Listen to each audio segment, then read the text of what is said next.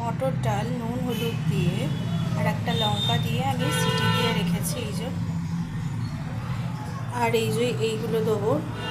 প্রথমে দেবো আদা, তারপরে টমেটো, কাঁচা লঙ্কা শেষে দেবো, নুন মিষ্টি, আর ফোড়নে দেবো এই গোটা জিরে আর একটা শুকনো লঙ্কা। ব্যাস। তেল গরম হয়ে গেছে, এর মধ্যে দেবো একটা গোটা শুকনো লঙ্কা, এরপরে দেবো গোটা জিরে,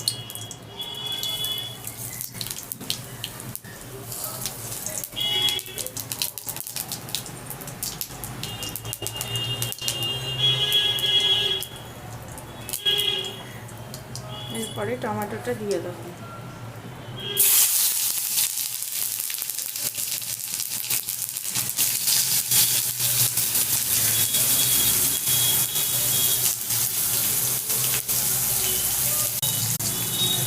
এবার দেবো আদা, এই যে আদা পুরেই করছি। নুন মিষ্টিটা দিয়ে দেবো।